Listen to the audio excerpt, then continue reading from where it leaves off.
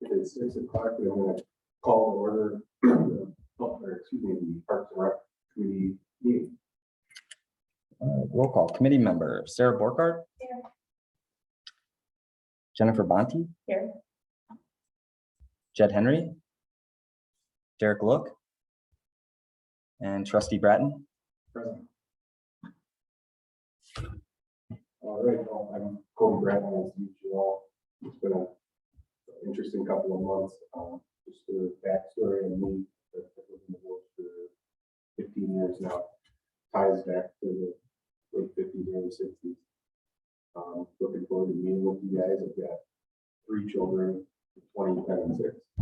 I also live right along one of the conservancies, so this is I was appointed this position, but I'm gonna look forward to trying to build the Parks and Rec and do a little bit, but obviously I need all of it, so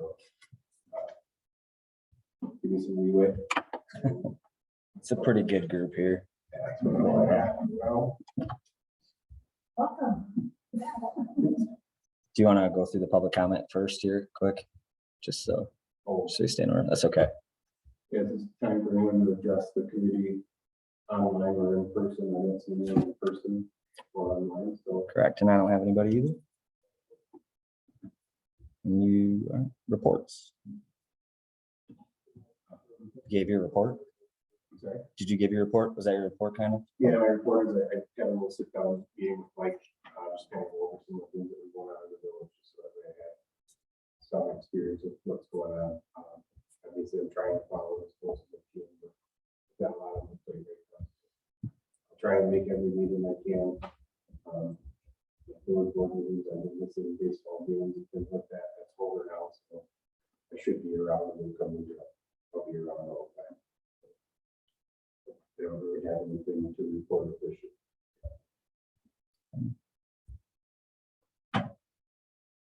That's it. All right, good. And then, Yeah, you can go on to the next one now. so Yep. committee members, if you have any reports. Okay, I'll start with Sarah Borkart.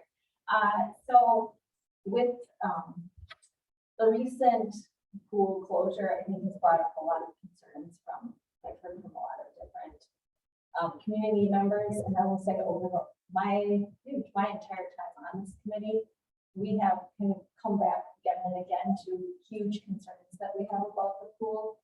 So I would really like the village board and the community somehow to start looking at how are we going to go about getting a new pool, because we know at some point that has to happen, and it looks like it seems like we're putting a lot of money into a really, really old pool.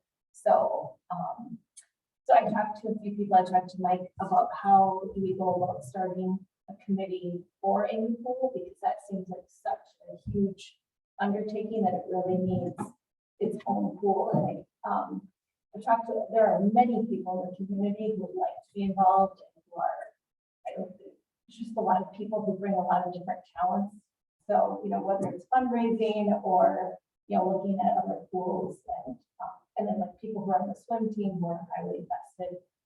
So I guess I'm wondering, I did reach out to Andy Hartman, requesting that this happened, but I'm hearing that Jay has, so I don't know. I was hoping he was going to be here to kind of clarify some of that, because he wanted it discussed here, but I just feel like I think it's really important that we get the committee of people together first and then come up with a mission statement to determine it. I also, you know, there are different groups of people who are like, oh, we should just start a committee, but I think it's really important that we're working with the village board. So, so in the past, I thought it was more the village board is going to ask who would like to be involved and develop a committee. So I just feel like this needs to happen. There's some urgency involved here. So, and again, I do have a son on the swim team, so I've heard from the number of swim team families. I've also heard from other people in the community. I mean, I myself, before I had a kid on the swim team, that was really kind of the reason we finally decided to move to Cross Plains was that there was a pool here. So, anyway, so I think that those were my big things I wanted to bring up and make sure that we are moving forward. I would definitely say, come to the village board meeting, during the public comment time, and people, just kind of, this is what we're looking at. We're interested in starting this maybe just so that way we can get it on the agenda, and then the next couple months are going to be getting funding, so it's going to be a good time to have people show up for it, just so that we can all see the support. So is this something like the village has not been talking about? It is in the works. Okay. We've been talking about it, like I said, I've already been on the board for 40 minutes now. Okay. And it's coming up, so can't say for certain if it's on the agenda for this month or not. We have to meet that before I came to it. But I know it is. I guess like I'm thinking about Parks and Rec, like typically they kind of ask or like look for different people to be on the committee versus people coming. So I think it's really important that you have kind of a diverse set of perspectives on a committee, because my concern would be like, you have 3 swim team parents show up, you know, whereas I think it would be better if we could somehow get more of a diverse perspective from the committee, but. And I don't know, I think it's harder also to convince, like if the board would say, yes, this is something we want to do, I think it'd be easier to find people to be interested in it versus this might happen, but. Yeah, I know it's not an agenda item, and this is what we're talking about, or kind of the committee member reports, but I too was impacted by the pool closures, swim team family, and talking to other people in our community, other residents, you know, these are prorated refunds, you know, things of that nature, like, hey, the pool's been closed X amount of days. I also heard a story that somebody rented the shelter right outside of the pool, and even though they didn't rent the pool, and I think they were not happy that they did not get a courtesy call or something. I don't know if that's true. That may be a little hearsay. But I do think that we're throwing a lot of money and resources and time into the existing pool, and it's going to cost a lot to replace it, and there has to be a site for it. And so Cody, you're recommending that we come to the board meeting to talk about that. Absolutely. Yeah. During public comment, I think that'd be great.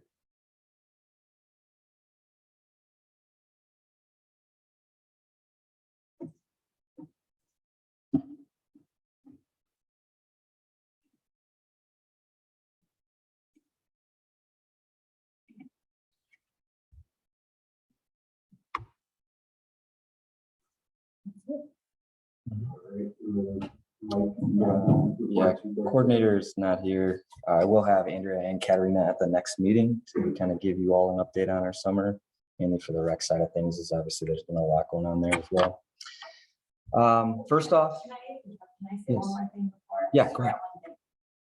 Is it possible also to bring up dog parks in the next meeting? I'm sorry. Sorry. Maybe like 2 months for next summer. Potentially. Mhm. Tell me. You want- I really want a dog park up on that one. do you want that on the agenda for next time to talk about? Is that what you're asking? Or- Yeah. Okay, I can do that. Yeah, if Cody's all right with it. We obviously do these and send them out. So if you, I send out a draft to Cody usually, or the chair, to say, how does the agenda look? Are we missing anything? Or do you want anything? If you ever want anything on the agenda specifically to talk about, send it to me. I mean, Well, I've never had anyone take it off before. And I So- know there was talk of a new neighborhood and something built in, so maybe just an update on any, if there is any. Don't worry, otherwise, No, it's good. Yeah, I can even try and do that here now. I just noticed it came up yet again. Yeah. Oh, nice. So I find myself never going on social media anymore. I haven't honestly for at least 8 months for the villages side of things, just because you never hear anything good. It's just all this bad nonstop. So I've stayed off it, but Becky has taken over kind of our our social media side of things. So she'll usually let me know if there's something that's really pressing or something that we need to look at that they didn't contact us directly on. But Well, and just personally, I'm a dog owner. yes, and I completely understand that. And I think I brought this up a long time ago, but I think there's more dogs than there are kids even in our community. So it'd be nice to have a space for them as well. I'm also a dog owner and lover, but it's kind of been out of our hands since we tried to do that back in 2015. And it was a huge issue. And then it got put on to the new development happening, which has not happened. And I don't know when it's going to happen. So obviously that has a lot of play into it as well. But we can put on the agenda for next time to talk about. Yeah. First off, I want to welcome Nora Cooney Ziegler into our Parks and Recreation family. Dane and Jamie had their baby on last Friday, the 15th. That was actually their due date. So pretty excited for them. Obviously, he's off for the next 3 weeks, so I'm not too excited about that. But it's good that he's able to spend time with his family during this time. So congratulations to him. We did finally hire one part-time maintenance worker for parks. Hayden Hellenbrand is actually working for us roughly 3.5 to 4 hours a day, about 11:30 to 4. So but it's very hit and miss in his times. He has football and baseball and all these other things happening. So we obviously want to be flexible to keep someone there. He's been able to take on at least all the ball diamond stuff and trashes and like the bathrooms for the most part right now. So we possibly may even have another one. I haven't been able to contact him, but hopefully we'll have another park maintenance worker for a month or so for the summer. Should be great for weeding and weeding and weeding of our flower beds and watering the flowers, all those sorts of things. So let's see. The pickleball and basketball courts are rocking. Finally, the blacktop was done at the end of May. Finally got a fence contractor in last week. Qual Line was able to do the work for us. They pretty much have everything in but the gates. So it's going to really come together here, I would say, by the end of this month, I'm hoping, if not, middle of August here. Midwest Seal Coat will be painting the courts for us. So once that is complete and done, we should have a grand opening scheduled sometime shortly after that. So I was thinking of just doing like a soft opening, letting people know it's open, and then scheduling something with all of you at our next Park and Rec meeting to say, maybe we have our next meeting even up there and do like a nice little celebration thing to kick them off fully. But we'll talk about that as we kind of get rolling here. It's taken a while, obviously taken a lot longer than I'd hoped, but it's getting done and it's getting done right. So I think it's going to be a really nice addition to the park up there. The playground is not. So we have a playground that's planned for the new the Beekner site over by the Viridian neighborhood. It's actually where Sarah lives. And the contract that we all went with was with Lee Recreation, which is Burke Playgrounds. And they lost their salesperson that approved our bid, literally, or that submitted the bid and we approved and said yes. They lost him like 2 days after we signed everything. So the owner of the company came to me at my shop actually and said, "Mike, did we get that bid?" And I was like, "Yeah, you did." And that was like 4 weeks ago. So he was putting in the order, said it'd be anywhere from 8 to 12 weeks at that time. And I have not heard from them since. So if I don't hear from them in the next couple of weeks, just to say, hey, do we have a definitive date? Because I have a number of people that have been asking about it. I'd like to get that information out to them. So hopefully I have more information or better information for you come next month at the next meeting. But it did sound like they were going to honor the contract. Oh yeah, that part of it was good. It's more the timing. Everything's already really slow. Getting supplies just with anything right now. But I think a lot of them were also using that to their advantage a little bit more. Like, he could have easily told me like, yeah, we ordered it, that they didn't have any of these issues, but he was honest about it and said they had some internal issues. So it was at least good to hear that. Moving forward, but they do plan to honor that price and keep everything moving. It's just didn't give me an actual date. Just a real quick recreation wise, summer camp is crazy rocking. We have 308 kids that'll be through the summer camp program by the end. Andrew and Katerina have rocked it all summer. Like I have had one issue and it was today out of pretty much the whole summer with rec. Had a lot of other issues with pool, obviously, which we'll get into in parks, but the rec side of things has really been going well. And hats off to them as they've done a really good job with that program this summer. And then the pool. Obviously, many of you know that the pool closed on July 1st. Came in roughly 6:30 that morning and the filter had cracked open along the back side of it. We were closed down from July 1st to July 10th, so 9 days that we were down, opened down the 11th. And during those, roughly 9 days, we put in 12 layers of fiberglass and resin to try and get the filter working, just to be able to get through the rest of the season. It took a lot longer than we had anticipated for it to dry. I actually called Cody because I knew he worked on cars and different things, like, asking if there's anything else we should be doing, on that last day. And, I think we pretty much did everything we were supposed to. It's just obviously not getting a lot of circulation in that room. We had a bunch of fans on it, but throughout that area, it was really hot, and it just didn't, it didn't hold up as quick as we thought it would. But it did. Once we did start the pumps up on the 10th, it is leaking just a little bit, but it is holding. It's doing exactly what we were hoping it would do to get us through the end of this season. So it will only get us through the end of this season. I don't see it lasting us into next year or anything with things going forward. And I do have that into our capital improvement plan for the 2023 budget. So 2 new filters would be added to the pool come this spring. So we'd order them once the budget went through and be put in early spring once they're all able to come in. I did put within that quote after I had received the current quote. So they had quoted us on the size that we currently have.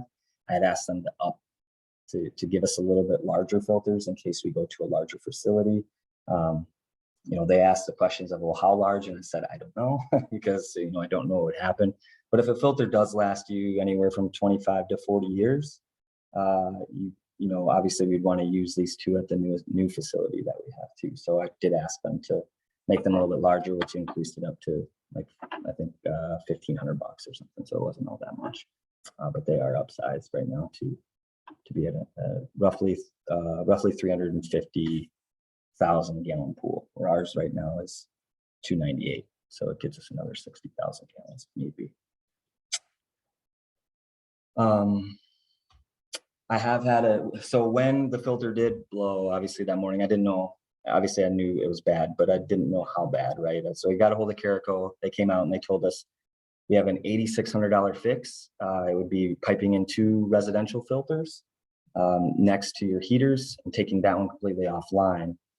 Those filters would get you up to code. So our issue was code. When we went in, I was able to put a butterfly valve in and shut that filter off.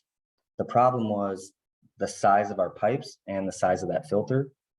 We were about 14 cubic feet short to meet our 550 gallons per minute needed to be to code. So they were planning to just bring 2 residential filters in, pipe it in, and it was going to cost us $8,600.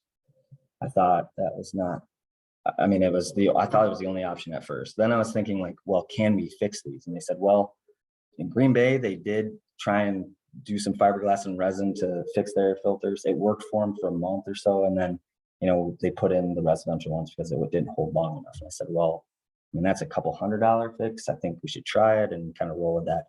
So what we did is we actually put straps, ratchet straps around the filter itself, which is probably doing most of the work to hold that together.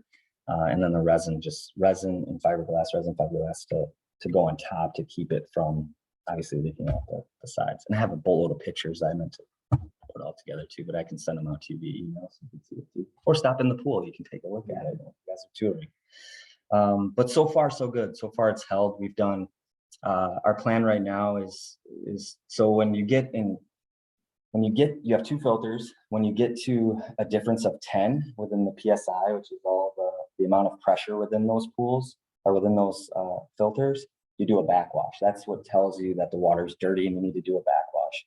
Ideally, if you can get to 12 to 14 as a difference, the water will be much cleaner. In the pool, which is, it's kind of sounds backwards, but you get enough buildup in those sand filters that it actually, it's a lot dirtier water, but it's because it's cleaning that water all the time.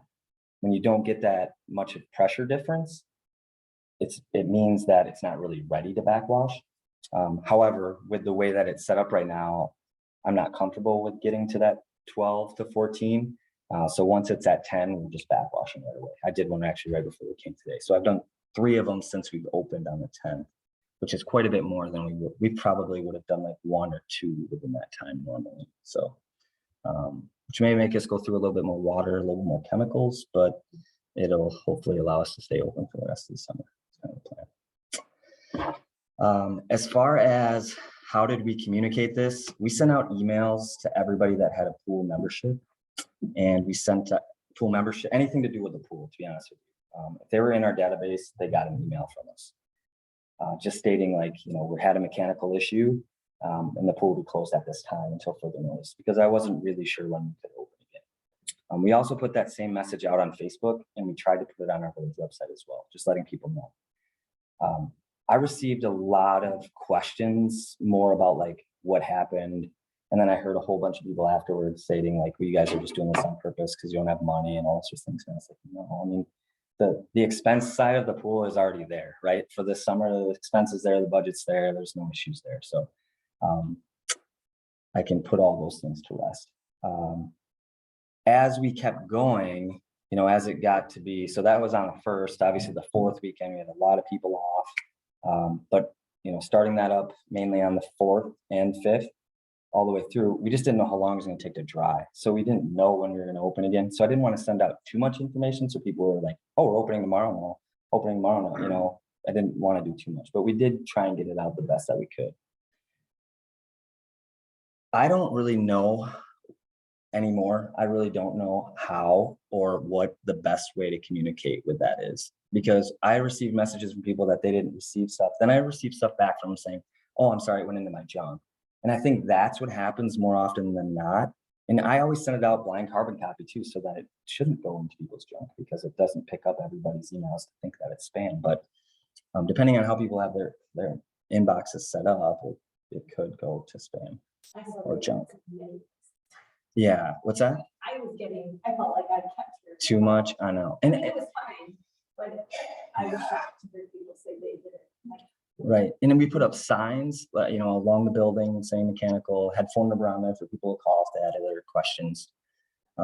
So if you have other ideas, or if you heard from people that they didn't receive stuff, let us know, and we can even look. Maybe they're not even in our database, right? Maybe they don't have an email. When they signed up for a membership, they didn't put their email in. That could very well be. There are a number of people that don't have emails because they, you know, when you put it on the form, they don't want that coming out to them. So that could be that way. I'm not sure, but if you have better ways for us to get that communication, I would be happy to try.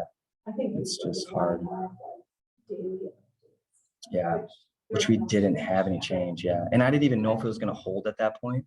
And if it didn't hold, it was starting over, and I didn't want people. That's why I was telling even ladies in the office, like, don't give out too much info. You know, don't. Excited. One of the ladies was like telling them how we were there till 10 o'clock the night before to put more resin down, and I was like, nah, let's not, because I don't want them thinking like that means that we can open the next day, or, you know, them questioning what we're doing or when we're doing it. So. You know, the point is, to all of this, is that residents like the pool. They want to use the pool. Yeah, and They're they anxious do. to find out when They it's going to do. open, because it's an important part of Right. what they're planning for. Right. And that's, you know, people are upset. It's because it's something that they enjoy and rely on, and it wasn't there when they wanted it on 4th of July weekend. Right, and it was hot. Yeah. It was hot too, which made it even worse. I know. And the crazier part about this is, as you all know, I called Jay right away and I said, I could open right now. Like, we literally have 4 parts per million of chlorine in the water. It's filtering, but it's not giving us the turnover at 6 hours that the state would require us to do. But we could open right now, ask for a variance. You know, the variance process will take a while, and, you know, let's say yes or no. There are other states, that's you can run at that. It's just the way that our state code is set up. That's the turnover for us is every 6 hours, meaning all the water that's in our pool basin and our surge tank needs to go through our system every 6 hours so that we turn the water over, is what it's called. We were still turning the water over. The nice thing about that, once we put the new butterfly valve in, shut that filter down, we were still able to circulate the water. That was my biggest concern right away, because I knew that if it went green, we were not opening the rest of the season. Like, that was going to be a huge issue. No matter how fast they got new filters in, that if we weren't circulating for 8 hours, we were in big trouble. So If you look at the general public knew that the reason it's closed so long was to ensure that it would be open, because Tim and I were in contact. I just looked at email first. yeah, I was out of town in Kansville and had no reception. I saw a message. But the fact that it was closed for that time is to ensure that we're going to do this as a fix. So hopefully get us through the rest of the year. So we're going to, it's 9 days of closure for trying to make sure we can be open 6 to 8 more weeks. Like, I don't have a cool pass with as a president that's smart versus dumping $9,000 at it.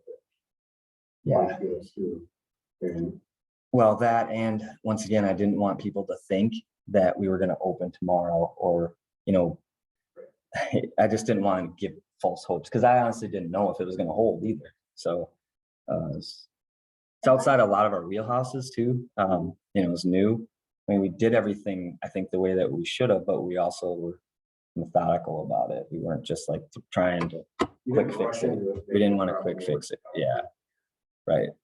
And we found, we took the channel off on the side, which you end up going through. It's a pretty small hole. And we found a number of spots inside that filter that the fiberglass is actually pulling away from the walls. So that filter in itself, and I don't even know the top one. We didn't get into that because I wasn't opening any worms there, but the bottom filter is in definite need for new. It has to be new. There's no way we keep operating the way it is currently for next year. So. And remind me, the baby pool, is that what you call it? That's closed because the chemicals can't get challenged, right? Or No. that's what that is. Most likely. I mean, there's not a quick fix for it. We have a lateral that's broken. We have 2 laterals broken in the filter. We also have the lateral broken from the main pool, or from the drain of the baby pool going to the filter room. So a quarter of that water was getting sent back to the filter at most. The rest of it was being lost. So we were filling up that baby pool 7-8 times a day. It's 2,000 gallons of water. The nice thing is the way that we plumbed it, we were filling it from the main pool. So it was all, had enough chlorine and acid. I barely would go through any of it at that time. So we were good that way.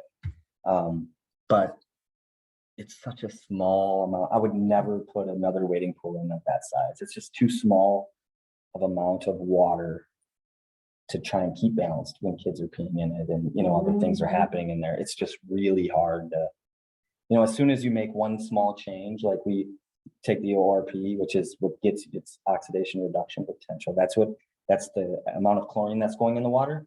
Once we even bring that number up like by 3, we have too much chlorine in the water. That's how small amount of body of water it is. So the more, I would highly recommend in the new facility that we have, if we ever get one, it would be a 0 depth with water features there going into your 8 lane or 6 lane, whatever's decided. So, but yes, to go back, we did have a number of questions about, are we going to be prorating people's memberships? I told them, like, at this point, I'm not getting into that. I just don't have time. The pool, like, trying to fix this thing, I'm not sure what the board will decide. And I'm probably won't even bring that up like this month, but it can be brought up during budget time here in August if the board would like for us to prorate people's memberships. I think the amount of expense that we would incur just to prorate, give like $5 to $6 back to each person, would probably not really be worth it. But if that's what someone wants, they can request it. I think is their own right. The other, yeah, I think the other thing about that, Jen, is then we're going to get into the discussion of when it rains, are we going to start prorating people's memberships? Well, I or, was wondering, we had is there someone some puke. kind of stated policy that says up to so many days we will not prorate, Right. is there And I have a guess. Right, right. There is something like that documented, but I think, just some transparency. yeah, I get that. I get it. I think maybe we do something a little different in state. You know, once you pay for a membership, there is no refunds, right? I think that would probably be, and I only say that because the village itself, like all of you as village taxpayers, have already, once the pool opens, you've already taken the expense of the pool on, right? Like giving residents $6 back in their membership, they're just going to increase their taxes by more, right? So it probably, I mean, it doesn't necessarily offset in general to that. So that's. It would be my interesting to recommendation, find, I don't know if you keep record, I'm sure you do, of pool memberships. As the pool continues to break, we will lose, in theory, I'm guessing, possible memberships. Oh, because sure. It's not a reliable Agree. option. Completely agree with you on that. Yeah. And especially if like daily fees and memberships are not, you know, it takes you 20 days, you know, or less. For a Right. donation. Right. Like you don't even attend. Really. Don't Yeah. even. I know. I think a lot of people do, to be honest with you. That's right. Yeah. There are others that do this. Right. Right. Yes. Right. So, but if the committee wants to come up with something, we can always come up with a policy later and have the board take that up, right? That'd be fun too. So, pool. Lastly, staffing for the pool has been a little bit more of a nightmare this year. Obviously, I think with every job right now, right? Staffing is kind of an issue. I find a lot of it is due to pay, and some of it might be, you know, due to the hours as well. I think the hours are a lot of it. When you work in the morning, you work, and also a lot of our lifeguards are also working stingrays, and I think they get burned out for being at the pool. I think that's a big part of it. But it's also our community identity, and I think that's what's mainly made kids, you know, enjoy it and want to do it and want to be there, is, you know, they're part of the stingrays. And so that's another reason why we need to talk about having a new facility. Not having a high school here, I think that literally is our village identity, even though it's only 2 months out of the year. A lot of people know about, oh, you know, stingrays or whatever. It brings our community together. So yeah, any other questions at all, or anything I didn't touch on? Not change the subject, but no way. How did that go from the parks? Village perspective? time? Parks, I mean, we didn't participate. I was really surprised to see. I had said that actually at the beginning of the season, like I'm in favor if you want to try something like that within residential neighborhoods. I think it's fine. Within our parks, I don't feel comfortable really. We already don't spray for the most part. The only thing we really spray. Like, I was surprised We're to by see you. mowing along The path, not the path, Oh. but like mowing along the boulevard. sidewalk. Yeah, so that's just part of the park. So that's the other thing, right? So we don't mow ourselves, right? We contract that out. We're in a contract with them to mow our facilities. So I don't know what would have happened if we said, oh, we don't want this to happen for 4 months. Like, I don't know what would happen within our contract with that. Well, We are on a per mow basis, so that's good. But you have one worker that now doesn't have to work for a month. Like, how's he getting paid? He or she getting paid? So I was kind of like, that was an issue for me. And then the other thing is the aftermath of it, right? I saw the aftermath in a number of neighborhoods, and I was like, if you tried to do that even in a neighborhood park, we would need like our whole crew there to rake as soon as they're done trying to mow it. I mean, that's what I saw, like, for the most part. The library was awful, and we actually had to, and it added more work for us because we went up and then had to weed eat around their beds before Nate could mow, because he didn't know what was what. And so we were like, well, we don't want you mowing down the prairie or mow. So it actually added more work. Now, the idea behind it, I think, is great. The only thing that I found, though, is that most people that participate don't spray their lawns, right? Like, in my opinion. And I also, like, pollinators and bees and things are going after your dandelions and going after anything that they can pollinate, not grass. So people that, you know, normally spray their lawns, they didn't participate in this. So I don't know if it really helped the pollinator aspect of things, because Well, so our yard doesn't really have any dandelions, and so at my husband was like, well, we're not going to do it. But then he researched it and saw that it still provides habitat for pollinators if you let the grass grow. Okay, So that was how he then agreed. okay. To And not, to not.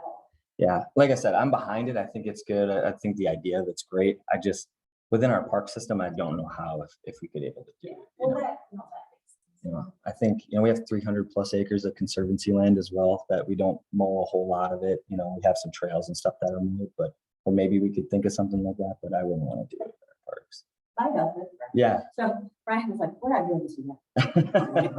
Because of the aftermath. Yeah. We didn't last about the whole May. And actually like all of, there's a few other neighbors too, that had to like just give in the towel because it was just getting so long. Yeah. And the mosquitoes and just the other things like cleaning up after your dog became very difficult. And I mean, we mowed multiple times and I think we made it to like the 3rd week of May. And I do have pollinator gardens. So then he's like, why are we doing this pollinator? The point is, like you said, if you lift the ordinance, whoever wants to participate, they can can do it. participate to whatever level they want to. Absolutely. I That's agree. my sense of And I think this May was really, it was warmer, right? And we had enough rain where stuff was growing. Oh, I mean, people's lawns were really growing at that point. So I think that was a big part of it too. No, Yeah. I know. Ours With my ours yard. really worked out fine. I mean, our one, we don't have that big of a yard. Yeah. But we had to haul, like. Right. And that's what I think, luckily we don't collect grass on the side of, your lawns, but that would have taken a long time too. But it also, the guys then have to take all that stuff to a site, right, and dump it. So it's like more work there too. Not that people don't already collect their grass clippings and stuff, but that was a lot at once. It did. Yeah. Yeah. Well, I know Jerry had 2 guys on it for like a whole week. I mean, just doing that, but not that they wouldn't already. I mean, they're usually doing part of that anyways, but I think it was definitely more task. So any other questions or? All right, I think we can move on. Right, so the discussion and possible action to approve the minutes of April 18th, 2022. I will make a motion to approve the minutes from August 18th, 2022. I'll second it. And you can do like everybody in favor, say aye, everybody opposed, same. Everybody That's in right. favor, say aye. Aye. All opposed? Motion carries. Good. Discussion and possible action regarding the donation box being added to Glacial Valley Park. All right. I thought Jay was meeting here tonight. He must have forgot because I talked to him this morning. At our department head meeting, or the last department head meeting that we had, he had requested that he had said that he had been given a $100 donation to add a donation box to Glacial Valley Park and then also to the pickleball courts up at Bear Park. His plan, yeah, so we'd have 2. The courts that are up there. Correct. Yeah. So I had met with him roughly 3 or 4 months ago, and he had said that he had received a number of complaints from residents that playground gets used by more non-residents than it does residents, and that we don't collect any money from them for it. And I said, okay, one, it's kind of like in my report here as well. It was kind of the point of it. As a committee, if you remember, we talked about Destination Playground. We took that, Bill Chang was our current administrator at the time, and it said, this is economic development, right? You put money into something, you bring people into your community, people come and use it, and then they hopefully go down and support your businesses. There's a lot of case studies even out there within parks that, parks add a ton of value to property, to your residential property. When you have good parks, you tend to have good property value. And we have those. I mean, we have a lot of parks, a lot of residential parks within our community. But this one, we wanted to do something a little bit different and make it a destination place. So thanks to obviously a number of you, but also to the Madison Moms blog. It was voted Dane County's #1 playground for 2 years in a row now. And she keeps stating stuff out there, which I'm always like, thank you. And slow down, right? Like, the one thing that, you know, obviously we didn't think of is that it would be as popular as it is. You know, there are buses now that are being brought in. There are, you know, yeah, a number of people, you know, coming from, I mean, we've heard all the way from Minnesota to Iowa. Like I've seen a number of people out there that are not just coming to Cross Plains for the playground, but they're in the area and they heard about this playground. So they're coming to check it out. So, so he has requested that we put in donation boxes. As you can see in my recommendation, I don't recommend it. I don't like the idea of it.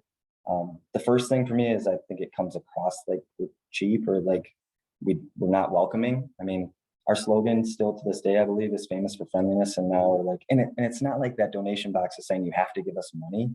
I just don't necessarily like the way it looks to people coming in. It adds more work for us. You know, we'll be going to try an empty donation box. The one thing that I've been trying to do is get rid of cash, period, whether it be the pool or, you know, our programs. When I first started here, we didn't have a program. So everything was cash or check. And now I'd say maybe like 1/10 of our money comes in cash or checks. That's huge for us. It's way less administration time. People are able to go online and do it. It just makes things so much easier, quicker. We don't have to worry about losing the money or someone stealing the money. That's what a donation box for me, that's what worries me. I have a feeling like, one, we've got enough complaints from the police and moms and dads and others that it's become a bully place, or did for a while. We tried to curb that, but there's a lot of older kids that are there. So, you know, if they see money or a donation area, I think we end up with more issues kind of going forward. Coming back when it's dark, it opens it up. Right. There already isn't any lighting throughout that playground or that park. I feel like we're setting kids up to fail, right? Like you're teasing them with this money, and I don't feel right in doing that. I also feel like with my kids, I have never seen anything like that at any park. And I know, like, we would drive to Monona to go to that dream park. Sure. Quite frequently, I don't remember ever seeing anything like that. And I also kind of thought the idea of that park was the expectation that it was pulling people from home. Right. I guess what's strange to me is I think that is the goal of the park, is this wonderful free place for children to go. So that, I don't know. My daughter had a ball thrown at her face in middle school, we did that park twice. No, and I agree, but I think, okay, I will say the kids I have seen are local kids who have had issues. The problem ones, yeah, they have Yeah. been. But I They also- have been, and I yeah. will say, I have gone up to those kids and I have said, here's the problem, and I faced it. I feel like that's my job as a parent, and if I have more and additional issues, I would contact the police department. But I mean, I think that can happen at any park. Absolutely. So what's the goal with the donation box? To offset the costs of the maintenance, or to keep people away because you're charging? I mean, like. No, you I know, think like, it's, what is the goal? with the yeah, I donation think the plan for them was that it would be to defray future maintenance costs or maintenance costs that are coming in. I just find that there's probably other ways to do it. And that's what I tried to put in the report. I think there's ways to try and showcase that people came to play at the playground and they went to Creekside Scoop, or they went to Culver's, or they went to Ace Hardware afterwards, and have the department more or less work with the chamber or the businesses themselves and just state, if they were to do a timestamp or something, because we want to make sure that they're just doing it that day, that once, they get to do it once or whatever it may be, that when they show that they get a, 10% or 5%, whatever it may be off, right? To show like, hey, and then we can collect that data. Like people did go to the playground and then they did hear about this, and that would probably have to be with a sign or something, right? Saying like, hey, use this QR code, take a timestamp, and give all the information, because then we can update that QR code whenever we need to off the website. If there are changes to it. Yeah, I love that idea. I love the idea too, though, of giving like many different options. I mean, like Right. quick trip slushy, or Sure. Yeah. all the different Like specific places. ones. Yeah, Yeah, like, that's a good. here are places you could go. And I would hope that the chamber maybe would take that on, that like what items each business would want to maybe help with, or whatever they could do. Right. 'Cause you can even put like snack or lunch or Right. lunch options. So I was thinking along those lines, right? And I thought, instead of putting a donation box, put like a marketing kiosk, a place where we can promote Parents Night Out through the village, places where, I know Kitty Rip does an amazing amount of donations in the village, but maybe she wants to stop by the ice cream shop for $1 off afterwards. Or maybe Piggly Wiggly wants to put up a sign that says lunch at the park. Pre-order your lunch here Yes. and we'll have it ready for you for when you go to the park. Or, and we don't have to gouge the businesses, Right. but, we can, what, like, maybe Vestal. There's all these places, childcare in the village. There's all these like direct businesses that could benefit from having just something, to promote themselves. And obviously like that's more than $100. So that investment for it will have to be probably more, my whole point of it was like, that's the start of, or the end of the trail, right? If you were to go to the fire station or that trail, go through Xander Park and go through town, get you downtown, to have like even a business directory up. I know those change all the time. So that's why I was thinking like, Would it be a cheaper project? I think so. I really do. I think you could do something like what we have downtown or even near the park there. But maybe that's where the QR code comes in place so that, because things change so often, right? Like new businesses come in or leave, so you'd want to make sure that that if you're investing $2,000 in a sign, it's not changing tomorrow, but like something that way. It's gonna go there is younger kids that is familiar with technology or they're not. Right. Have issues. So, Yeah. or any of us in the QR code, do with it. Right.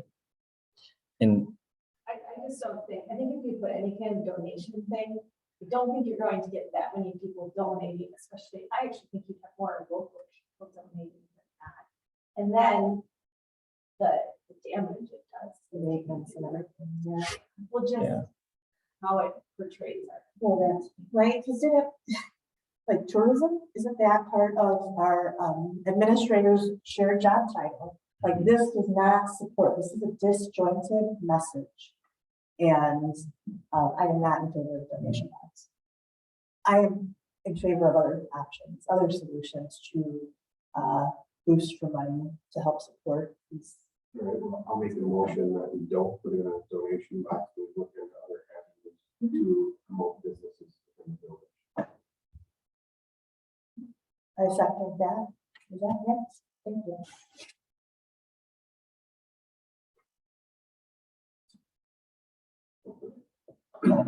you want to do all in favor. All in favor, say aye.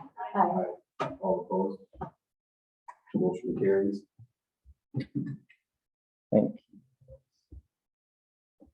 So this will go to the village board, just so you know, either way. So that motion will go to the board for them to hear about this then and make their decision too. So if you want to be at that next village board meeting on Monday night, to speak about that, or even just put in a public comment, you can always put in an email beforehand.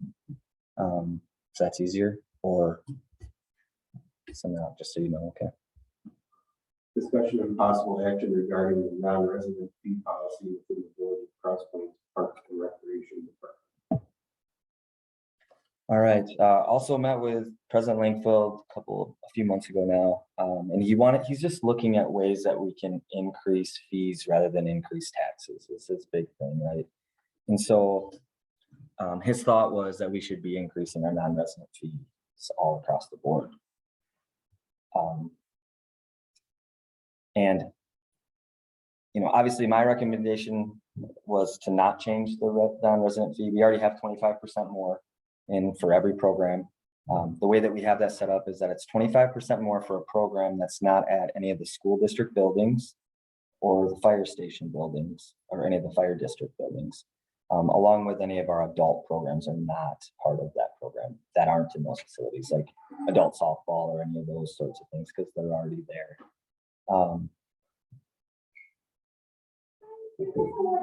You can just put it on the table there. Amazon. Do you also allow residents to register for things a day before residents?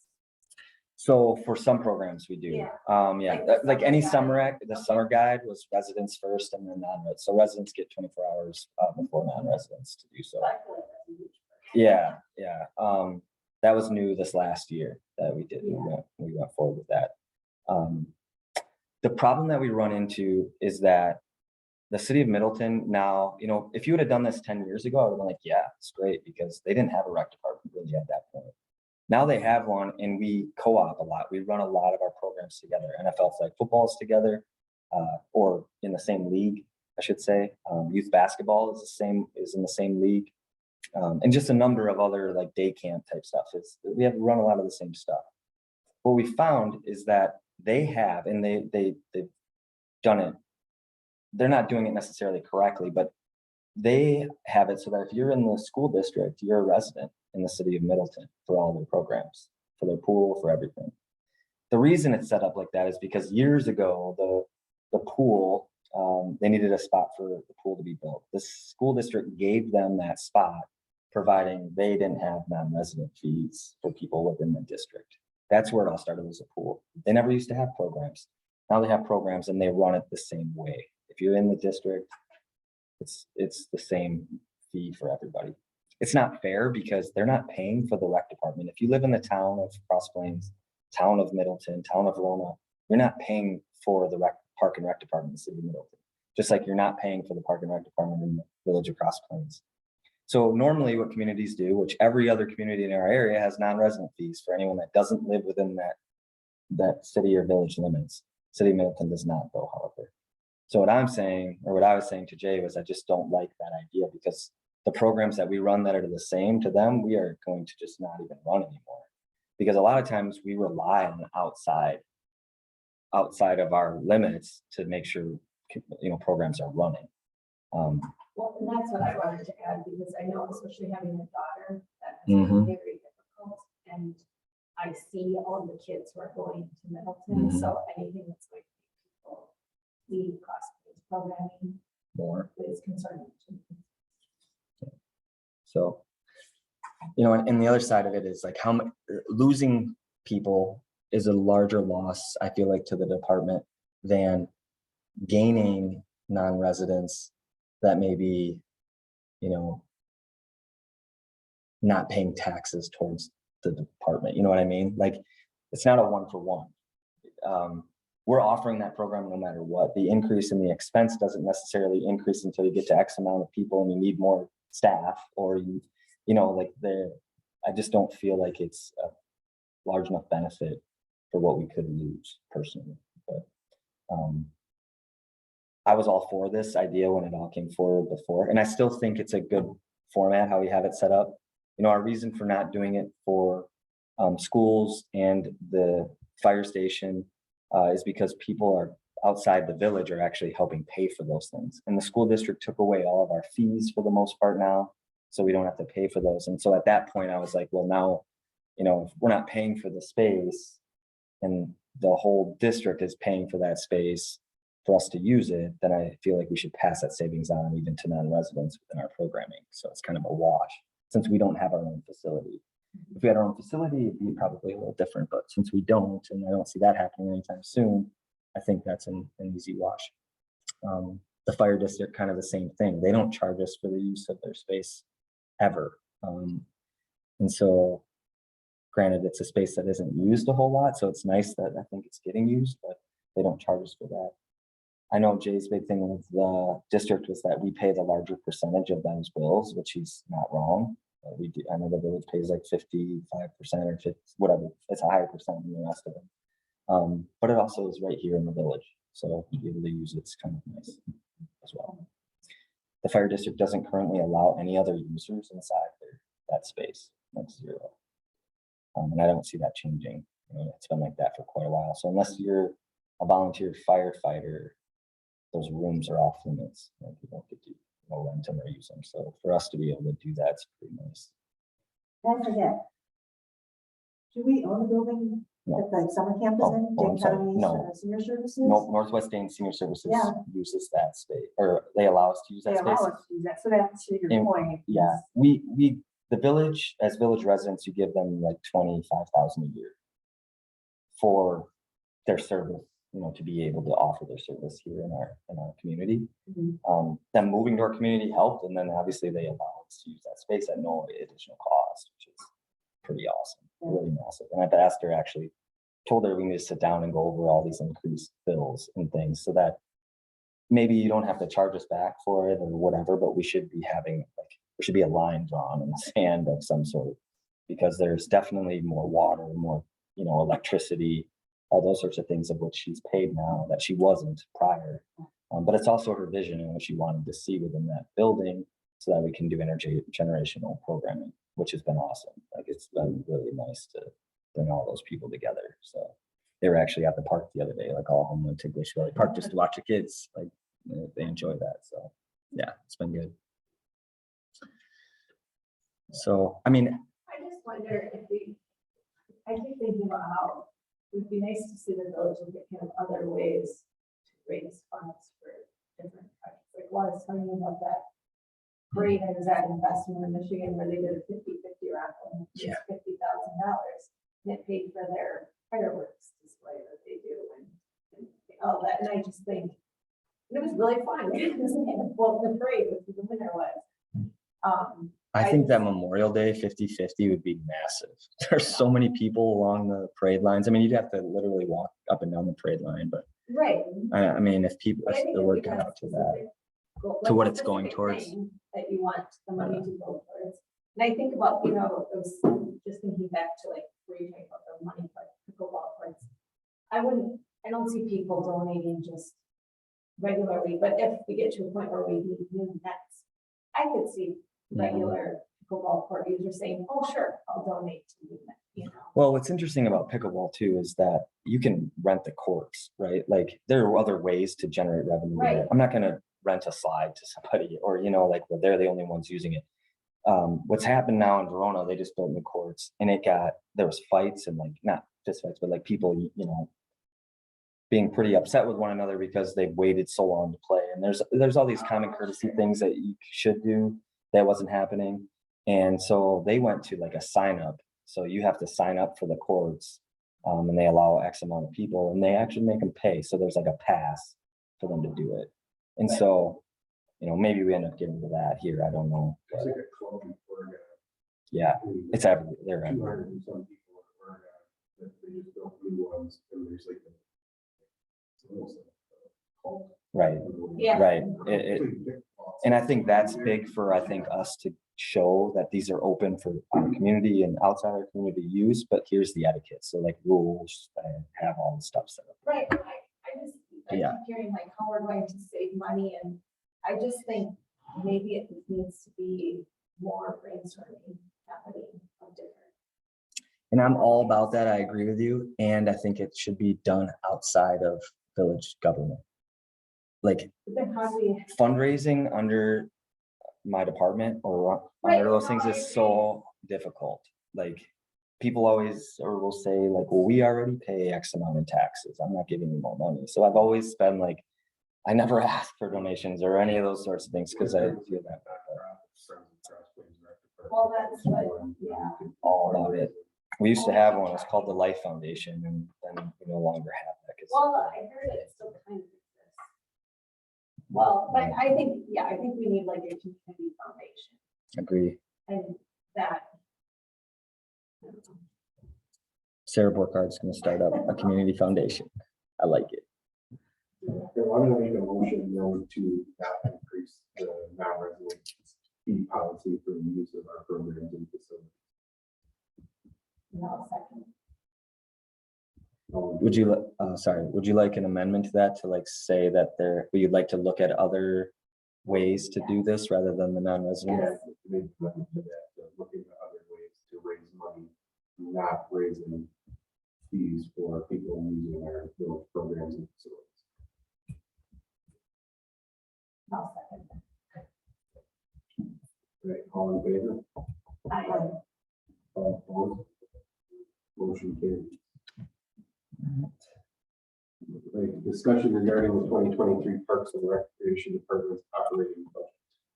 All right, so I just wanted, the committees don't necessarily have to go through our budgets or see our budgets, I guess. And I don't think I've brought this up the last couple of years, but I wanted to make sure that it's transparent. And I think this is the way that it's transparent, it's through our committees. So so how it works is that the village president gives out a directive to staff in regards to the increase that they're looking for their budget. And so this year, we sat down and kind of went through what are the main things that staff feels that's the most important moving forward within our operating budgets and then also within our capital budgets. The first thing that staff requested was that we take care of our current employees.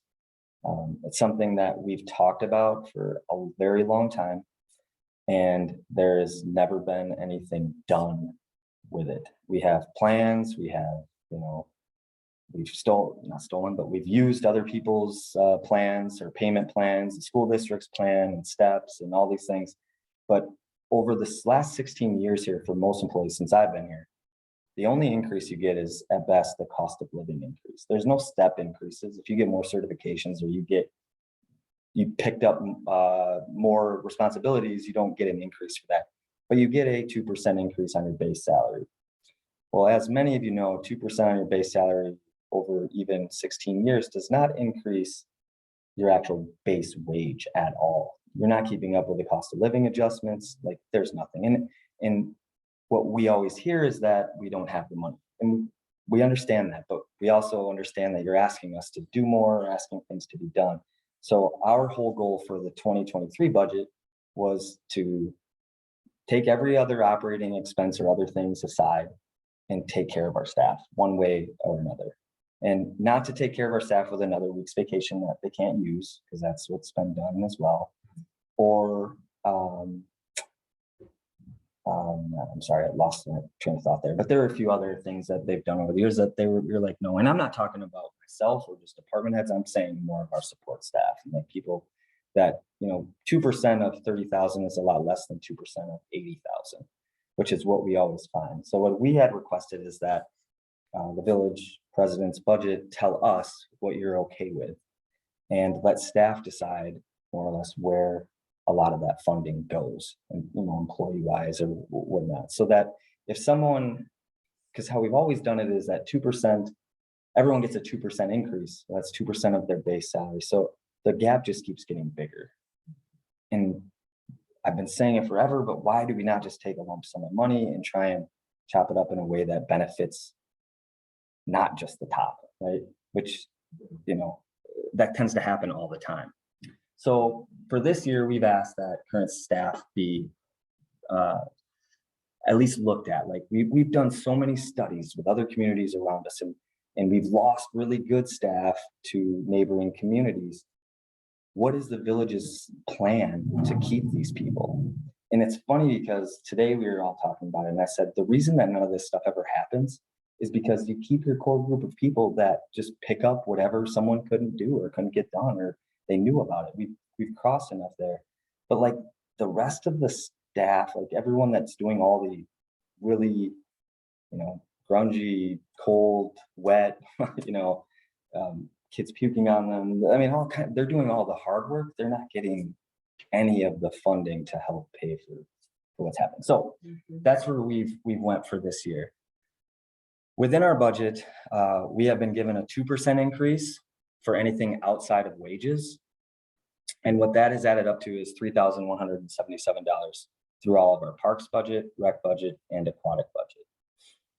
It's not much money. In a time where we're looking at 8% inflation rate, that's not going to account for that, right? I mean, we're probably going to struggle to meet that $3,000. The only other way to do it, though, is to try and cut places or add revenue somewhere else that we're talking about, if we're only given 2%. As of right now, the 2% is all we'll be given for next year. We can go ahead and ask for supplemental budgets. So supplemental is, for instance, our aquatic budget for next year, or our aquatic, through Caracol Aquatics, our agreement with them has went up to like a lot more than the $2,000 or $3,000 that we have in there. So that took up all of the money that I had pretty much for that budget. But what we can do is try and cut in other areas.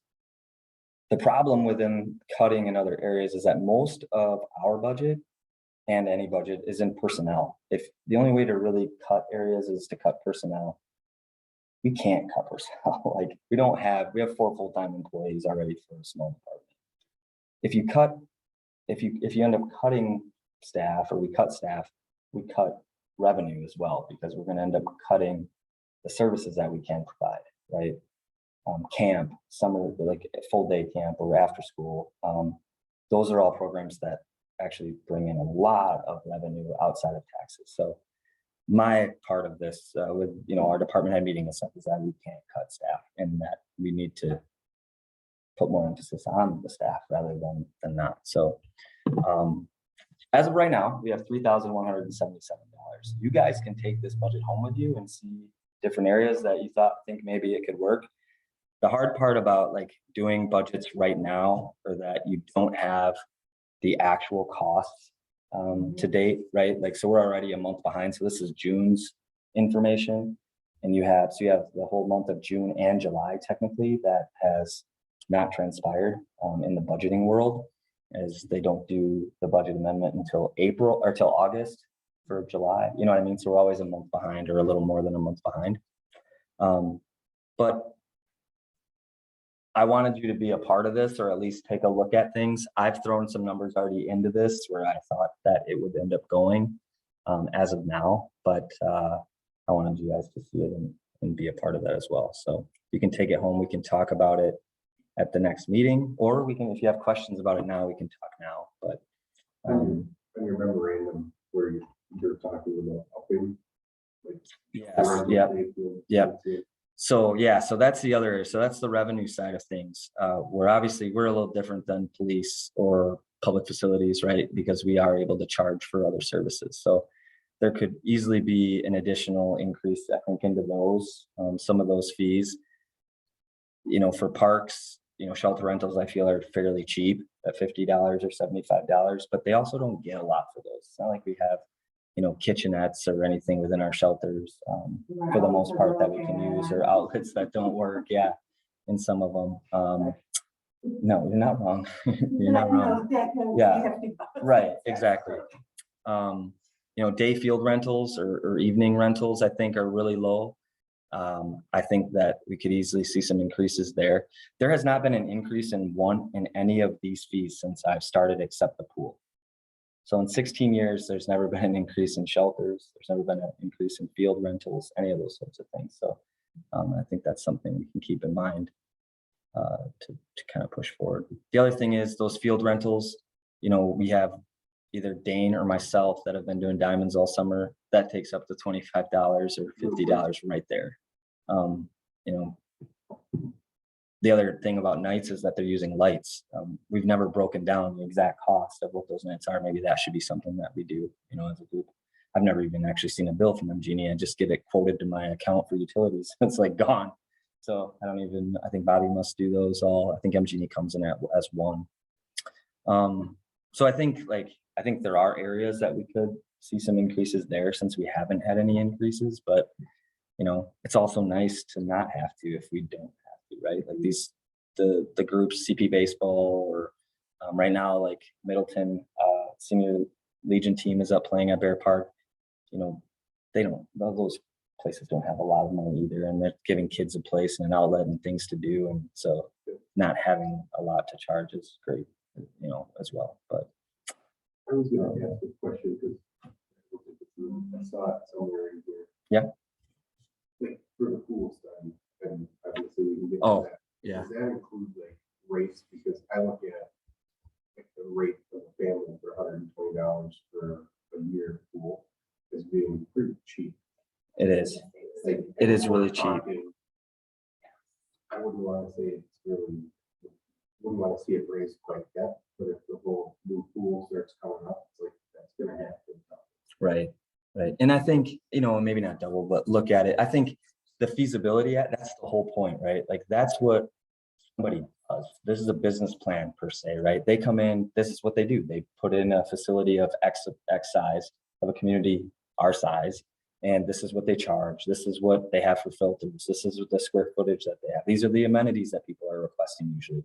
They have that. if we go about that on our own, which we could, and I know that's probably what the board or some of them are gonna want, there's gonna be a lot of areas that we aren't gonna know. There's gonna be a lot of unknowns to that. Like, what should we be charging? You know, I can do a study for local areas around us. You know, that's normally how these are done now. But we also don't have the amenities that the Middleton pool has, right? So it's hard to charge somebody, Right. you know, right, well, that's and not saying, now. we don't have any Because I thought that amenities. too, that we could raise it a bit, but then if we have a new pool area, that also opens us up to different ways of making money, like better concessions. And, Right, you know, just. Right, There's a. Right. I think that. Yeah. that but is- yes, the feasibility or the study side of things, so it should have all of that included. You know, are swim lessons in line, or are they too cheap? Or, you know, like all those types of programs to look at. But yes, and so those are operating revenue. That'd be operating revenue, where the feasibility side of things is the capital. So that's like, you know, something that's going to normally last you. It's not a year to year, and it's going to last you roughly 10 years, right? It's hoping that you get back on it. Yeah. That's where it would be kind of nice if you have a stingrays committee or a new pool committee where the current stingrays and members, okay, we're looking at $200 a year. How do you feel about that? I think most of them are for a new pool. But obviously that's not going to cover the cost. Right. Well, and there are so many variables throughout this too, right? So just throwing some of these out. So if we were to go to, I think it's 500 more square feet than what we currently have, we become an aquatic facility. Therefore, we need 14 lifeguards on at one time, not 5. Okay, that's a big difference right now. We're already competing with Middleton. We don't run into the issues that Middleton runs into because they're an aquatic facility. So that's the amenity side of things that we need to look at a little closer. The drop slides or the larger water park slides, or, you know, rock wall. I've seen those rock walls now, which are super cool. But like, are those things that Baby pool. a working baby pool is key? But I mean, that's key. But zero depth, making it one, right? Yeah, but that's like, where, though, I think we will then draw people back again from Middleton, because that's the other piece of it. Like, Yeah. you know, I don't know if at some point Cross Plains would be able to have like a dive team, or, you know, any of these things that I think does pull people away. oh yeah, I So, agree. and I think that, I don't know, I think if we had a nice facility, there are those people who are on that fringe, and they might come to Cross Plains. I think you get a new facility, you'd end up with a lot of town residents coming here rather than going to Middleton. Agree. And so that's another area we could talk about. Like, do we want to do an intergovernmental agreement with the town of Middleton and town of Cross Plains, where we say we charge you only resident fees if you were to come to our facility? So like, Right. there's all these things That's that we where could. are too. Yeah, that too. Luckily, I mean, I will say we are very fortunate, and we're fortunate because of the Cross Plains Stingrays. Like, that is the only reason that we have 23 or 24 lifeguards every year, is because they all want to be a part of that program and that pool because of that. And correct. Correct. Yep. And since I've been here, that's pretty much been, and before me, that's pretty much been the trend. And I agree with you. I think that's our biggest partnership. But see, that's my fear. The pool's gonna break down, and then the team's gonna fall. Yeah. And then you don't have that. So yeah. Scatter, Right. well, and then we won't come back, the whole 5 remotes. Right. That's You're good. the base of the plate. So, It's a good point. So take a look at the operating budgets. If you have any questions, feel free to send me emails throughout to, whether numbers be your thing or not. You know, if you have questions about the budgets, I have them broken out a lot differently than what this budget's set up. So like, for instance, park maintenance, right, is 19,500 for next year. Mainly increase of that because of Glacier Valley Park, but as we were just talking about that earlier, but obviously the gravity rail gets a lot of use, and that's a part that I want to have some extra parts on hand. So that's a good spot for it. But I have that broken out. So it's not just, I mean, it's park maintenance, but it's also, there's a lot of park maintenance, right? There's benches, there's wood chips, there's, you know, trees, there's just a lot of different stuff. So if you want that breakdown, I can give that to you too. I'd like to see it more clearly. But for tonight, it was just discussion. I just wanted you to see it, and you know, if you have questions about it, feel free to send emails later. And then that'll be on the agenda for next month. Correct. Yeah. Hopefully, I don't remember the actual date that this gets taken up by the board for the first time, but I was hoping, we just got our directive, so I wanted to make sure you saw that. So if it doesn't come back to Park and back next time, just be present at the next board meeting if you have any questions, or if you want to, you know, bring something up, that's the time to do it too. Or you can ask staff at that meeting about things there if we're not able to bring it to the committee, but we'll keep you posted. We should be All right, able to do so. Discussion regarding the 2023 and 2027 capital improvement plan for the Parks and Recreation Department. Yeah, so the CIP, Jed actually had asked for this to be on. I guess they were talking about this finance and we didn't know a lot about. So we have a capital improvement plan that right now is 2022 to 2026. Okay, 2022 or 2023 now will be the only thing that the village board really even looks at. They don't really look out too far, but staff tries to keep things, you know, moving or keep things at least on our little schedule of what we're thinking, right? Now, for instance, things happen like this year, the filters. I didn't think that those would go bad before we had a new facility. And now that's been moved up in urgent as a #1 for next year, which you can see within the plan here. But there's, you know, 2025, there's playground, 2026, there's KP project. I think 2027 or 2026 might be the pool as well. So $5 million in there for the pool. And we just throw numbers in because we don't really know that far out. Now we try and get current estimates at that time, but without an actual proposal, it's hard to get an actual cost. But then when we come back and we go for that next fiscal year, we try and give them an actual proposal that we received from a vendor. Now that's only one vendor, so we don't, you know, do our actual proposals or written out 12 pages of, you know, what they have to meet for specs, but it at least gives us a ballpark idea of where we're at. So one of the things in the CIP that they were questioning was the Bear Park improvements that we had in there. So the CP baseball group has been talking about updating or wanting to upgrade the large diamond for some time. Like I would say 10 years. Nothing's really happened. Jim had asked at one point, you know, is there a plan? And I said, no. And that's what we were literally requesting from them at one point because they were talking about the things that they wanted to see. I said, let's just see this in a plan and then bring that plan to the committee here and then we'll take it to the board. But they've never really moved forward with it. But now they'd really like to see some of these things happen. So I had, it's not in there anymore, but I had I think it was $10,000 in there to get plans for engineering, which would be completely new backstops and dugouts for the large diamond and the small diamond. We looked at grass and or turf infields, or turf infield on the large diamond, more or less like projected cost, just like we're doing to the pool. If we had a large plan and it was $800,000 to do all this, you know, we could do the backstop 1 year, we could do the mound 1 year, we could do the, you know, like different things like that. That's what I was asking for from them, making sure that they wanted. And they never really moved forward with it. So I had it in there for the capital improvement plan for this year. I've now moved it into next year's budget because the pool filter. So this is where like the piece of the puzzles kind of move around quite a bit. And I have to look at the workload for myself. So I would have Melody Acres Park Playground on there, electrical upgrade, pool feasibility study, and then pool filters, along with ordering a vehicle as well. So like I have to try and fit all those things in my time and schedule as well. So that's why I've pushed it back to Bear Park for another year.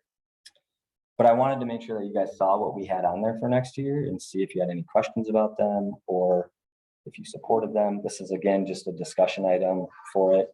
Or if you have any questions on it, you can ask away now. The Melody Acres is up to the northeast side of the village. The playground itself was probably, what's that? Yeah. It's off Melody Parkway, but that playground, we've taken out different features of that playground over the years. We've redone all of the wood chips. So we took, and it's two separate, actually, you know what, I'll just pull it up on here. So you can see. it's two separate playground areas, which I wouldn't do. I wouldn't want to have to do again. Mainly just the maintenance aspect of it is a nightmare when talking wood chips and everything's so spread out. But the playground itself is in need, along with a few other ones in our community, are in need of updating.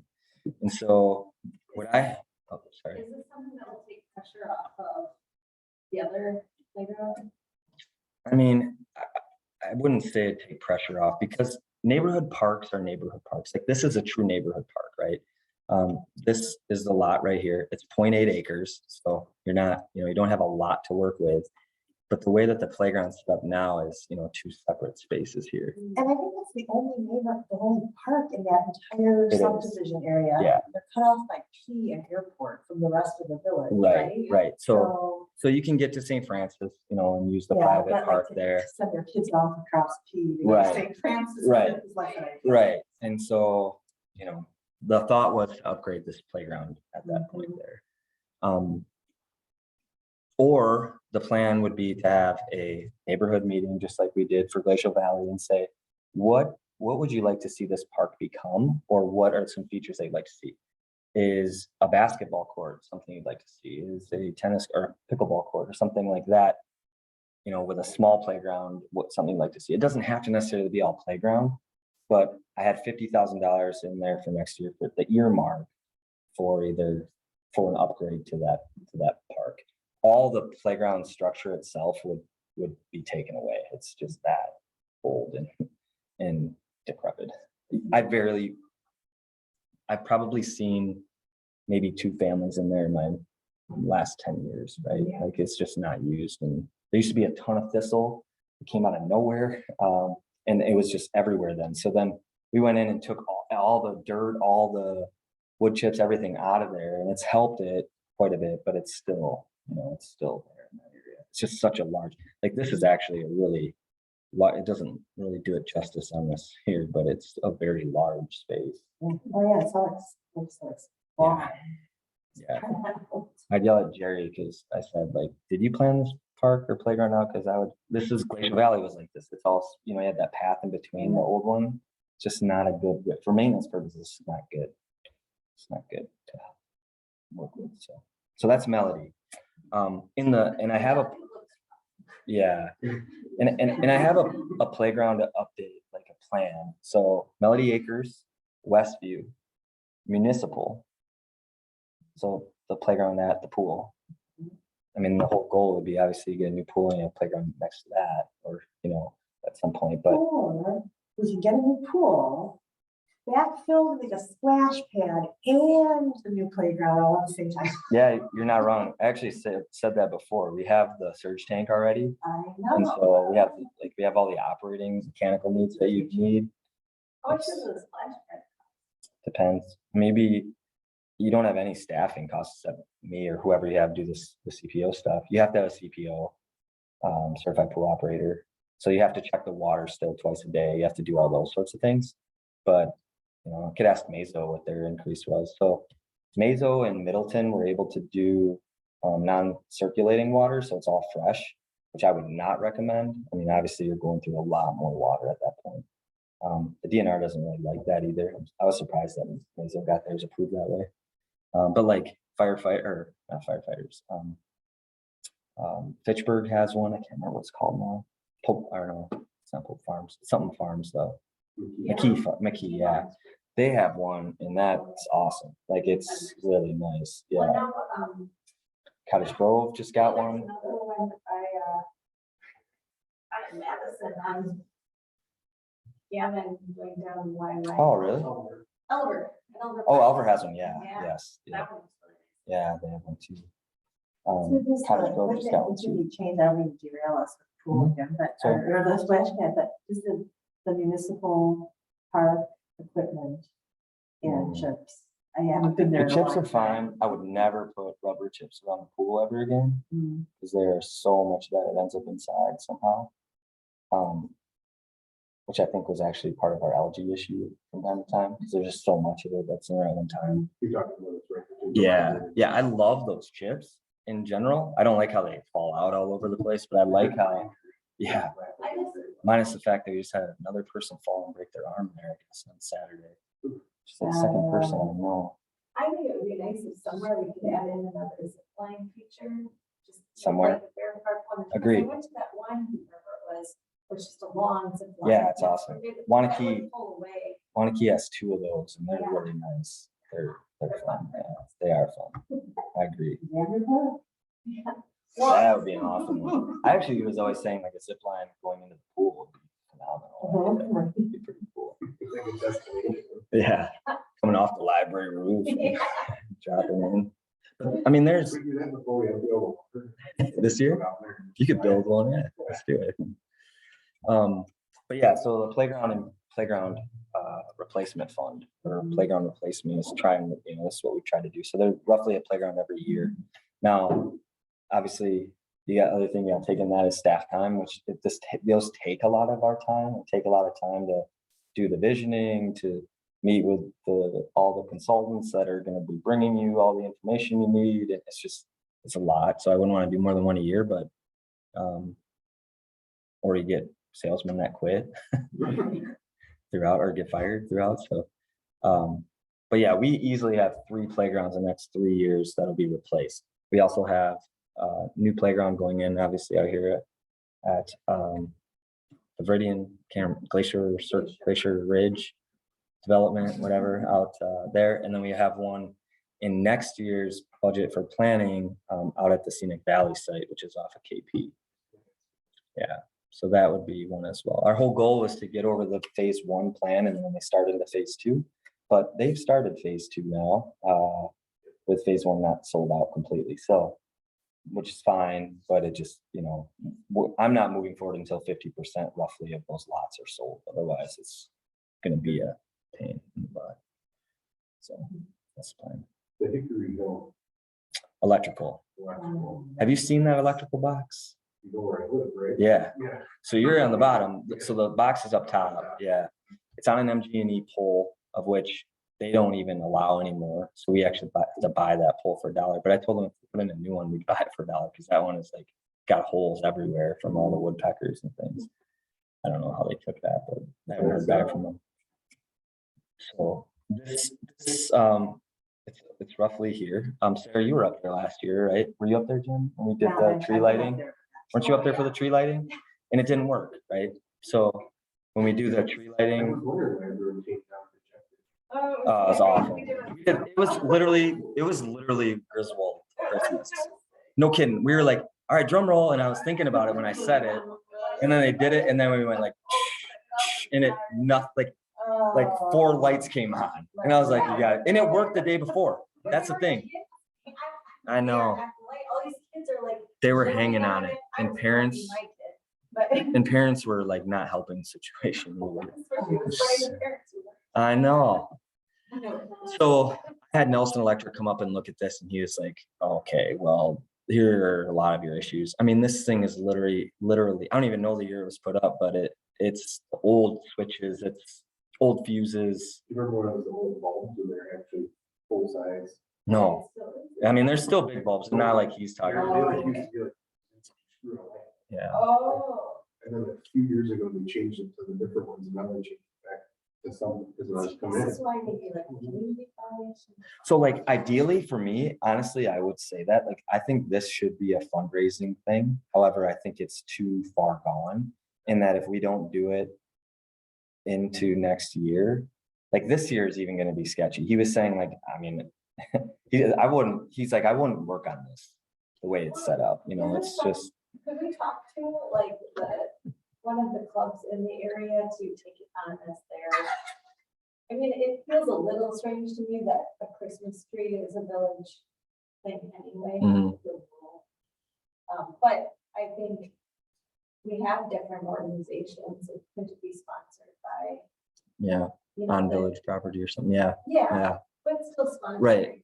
Well, I even thought like the chamber, they're the ones that put on that whole event that day, and then the village is subsidizing that aspect of that event to get people, I don't know. But if they just, because I feel like they could just run a fundraiser, people love that tree, they're going to. Or that day even, Yeah. I know. I agree. And that may be what Jay requests or the board requests. I don't know. I just threw it in there because it needs to be done and you know, they can decide on how we pay for it. I just know it needs to be It's kind done. of funny those places, like, where you live, yeah, tree of Christmas. Well, It looks like it's like in the air, Yeah. right? It's super cool that way. Yeah. It's kind of like one of our unique. Oh, Right, yeah, right. no, I don't think we should get rid of it, I think it's more of just paying for it. Yeah. That's technically conservancy land, right? But I think there's different things that different groups could take on as their little project. I agree. That wouldn't be that big of a. And I think the chamber, I mean, it's like $7,800 or something. I think maybe they could probably come up with even half or something, right? Like, I just don't want to be the one to ask them to do it or have the money to do it. Like, I don't want to be the one to be like, hey, we need $7,800 to do this event. I would rather that come from the board. You know? So, yeah. Well, I mean, that's the way it should be. You guys are the policymakers. I'm just the one that tells you that projects need to be done. So, you know, but I have it in the capital for next year for, you know, or So for, the tree won't be lit. well, I mean, we got it lit last year, but it wasn't good. Right. Yeah. Save the tree, pretty much.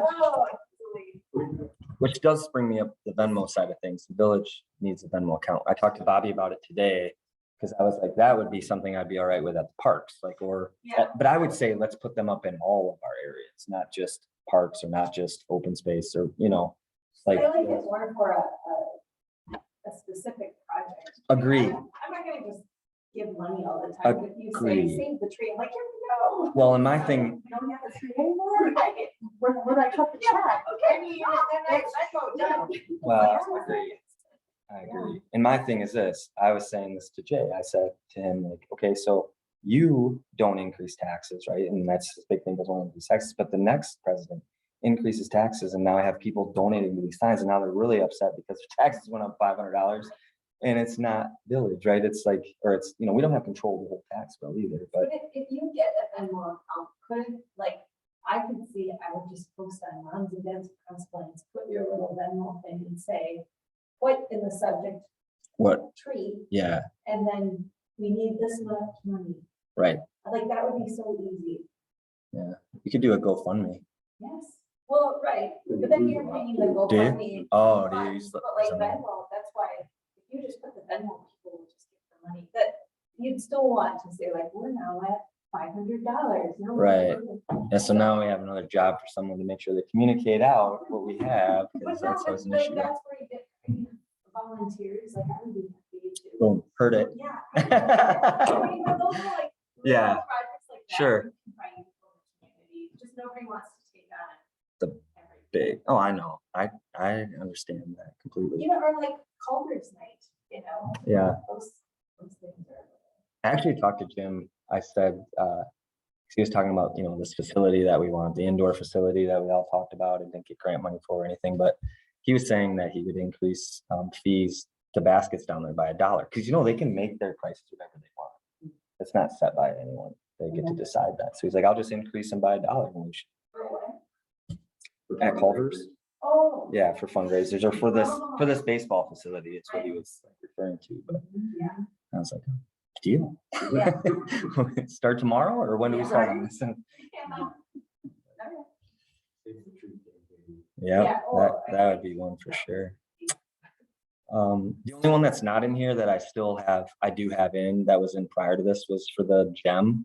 So the Polaris GEM, it's a electric vehicle for our rec staff to get from place to place. They currently use this maroon van that Jerry had back in, like, I don't even know. Does it look a little sketchy? Yeah, it doesn't run the best. And so the other thing is they use that for utility reads. So every time that we do our monthly reads, they use that van. So my whole plan is to apply for the carbon reduction grant for next year for the Polaris GEM. So like the village's portion of that is like for 30,000 is 20%.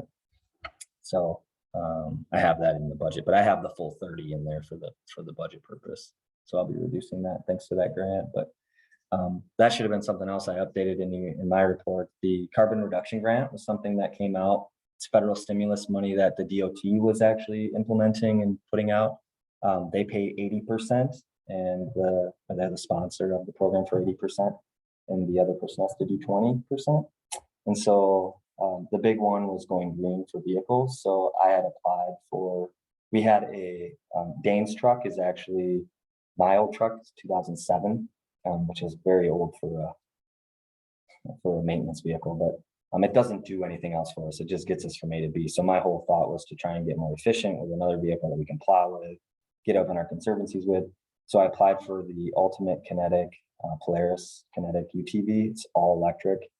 They're not out yet, but you know, they'll be out here in January. So I actually put in to build one, did everything that way, applied for this grant because they said it had to be in. So I spent literally a week on this thing trying to find the reduction points and like where we'd be saving gas, or you know, there's all these different things that they ask for. And then I don't know what happened, but I believe it's the state legislature is like holding it completely and not allowing them to do any of the money for this year, but they're going to use grants that were in for this year into next year's plans. So, but the only problem is, the nice thing about that is there was $5 million in there for communities under 5,000 people.